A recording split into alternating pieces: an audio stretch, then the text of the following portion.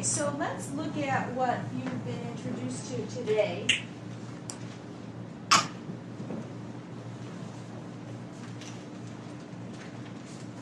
We have a lot of different packet of information, and the first part is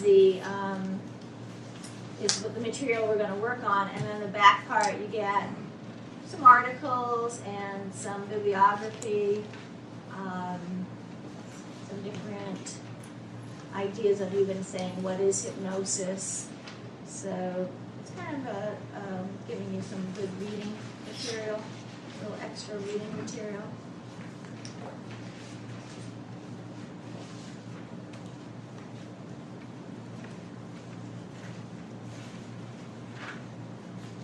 Actually, let's just go to the very back of your packet where there's, it says defining hypnosis. It's the very last, it's like unattached. It's the very last thing that I gave you. This is from the Jeff Zeig Confluence book. So on the second page, on the back of it, basically he's going over different people's definition of hypnosis. So for Erickson, says Erickson was a proponent of the position that hypnosis is a special, inner-directed, altered state of functioning. I like to say that hypnosis is focused awareness. Sounds very simple, but it really does help the person understand, again, what is hypnosis. The paragraph says, Erickson did not have one definition of hypnosis. At times, he defined it interactionally, for example, the warmth of one person directed to another. Sometimes he defined it intrapsychically, the evocation and utilization of unconscious learning. And then at other times, he was more functional in his definition, hypnosis is a tool. So many different ways to say what is hypnosis. And when we look at the stages of a hypnosis session, and I know we went over this in level 1, but I want to go over it a little bit more depth now, okay? So going to the very first page, stages of hypnosis session. It's actually page 3 in terms of your packet now.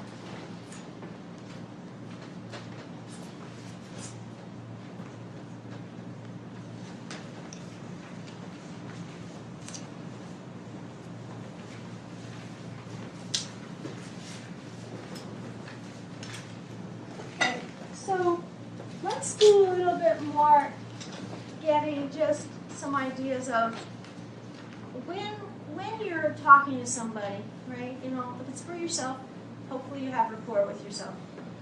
Right?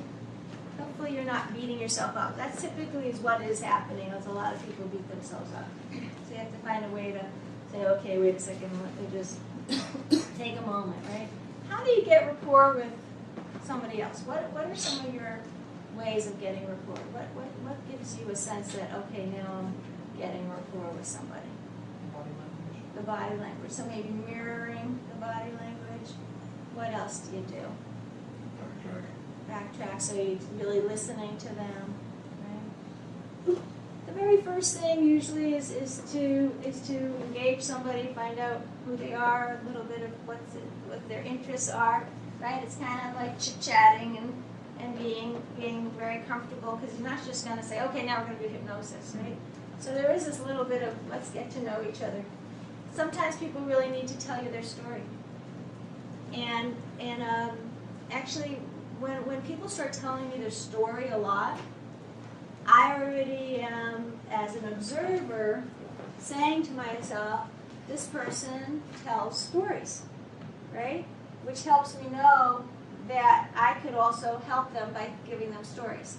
If somebody is more detailed, kind of like this is the facts without a lot of story, I know more that it's going to be more of like a procedure, that I should give them more of a structure.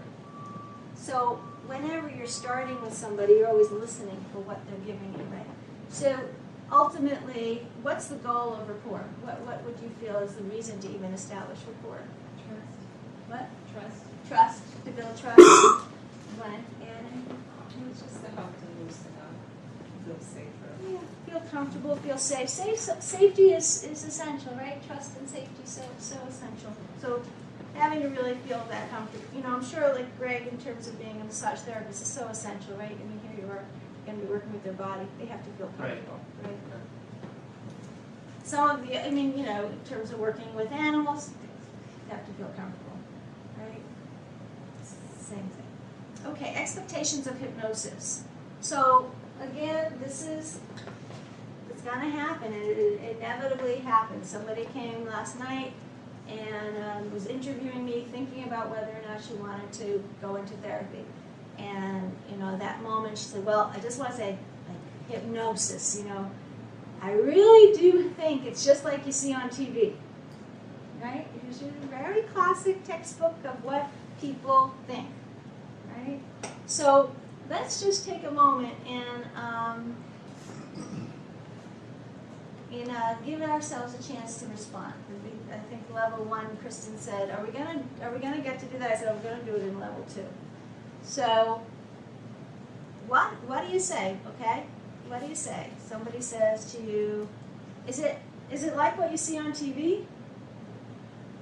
Not quite. Yes.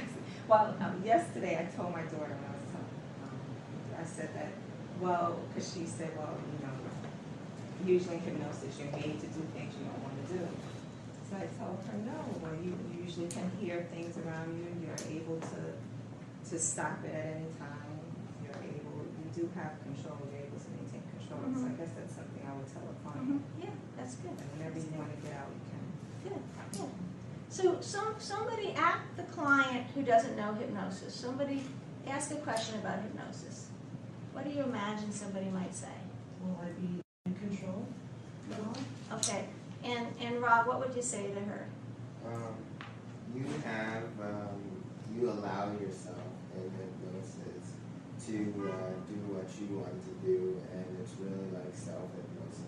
You tell yourself what you want to, the suggestions that you want to take. Good. What's something you imagine somebody might say?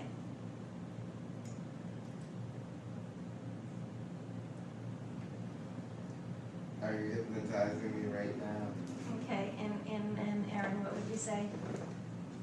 We're always in a state of trance. Do you remember your entire drive getting over City today?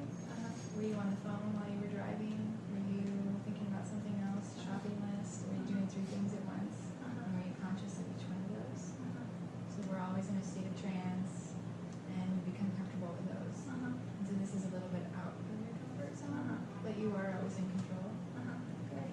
Yeah, it is sort of an interesting thing, like, are you hypnotizing me?